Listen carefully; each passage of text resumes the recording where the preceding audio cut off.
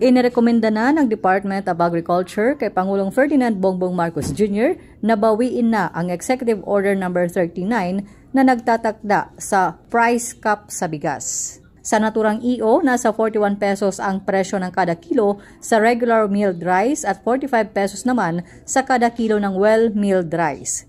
Sa pulong balitaan sa Malacanang, sinabi ni Department of Agriculture, Bureau of Plant Director Gerald Glenn Panganiban na ginawa ng kagawaran ang naturang rekomendasyon sa sectoral meeting sa Palasyo ng Malacanang. Base anya sa indikasyon, gumaganda na ang produksyon ng palay at bumababa na rin ang presyo ng bigas sa merkado. Bumababa na rin anya ang presyo ng imported na bigas sa global market. Pero ayon kay Panganiban, mas makabubuti kung hihintayin na lamang na i-anunsyo ni Pangulong Marcos ang pagbawi sa EO. Ayun yung indication from our parameters naman ay mukhang ready na. But of course, it's all upon the President to decide on it. Ang amin lang, ang focus namin, and this is the instruction of the President from day one, is to really support our farmers, the local produce. And again, for the third time, I'm mentioning tumaas ang ating production, and that's because of the interventions that our President mandated to our agency. So lahat yon, not only for rice but other staples and yun nga nasabi ko, high value crops natin. Asahan na rin anya na magtutuloy-tuloy ang pagbaba ng presyo ng bigas hanggang sa katapusan ng taong kasalukuyan.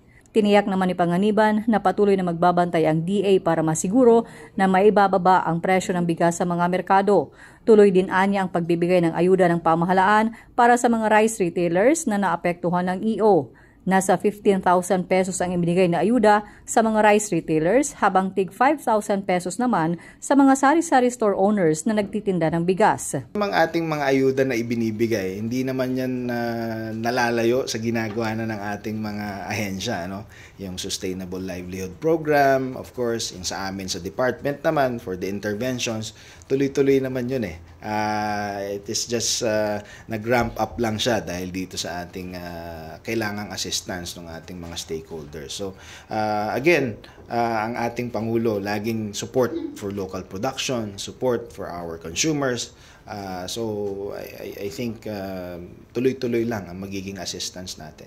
Setyembre 1 nang ilabas ng palasyo ang EO na nagtatakda sa presyo ng bigas. Chona Yu, Radyo Inquirer, Bayang Nagtatanong, Mamamayang Nag-uusisa.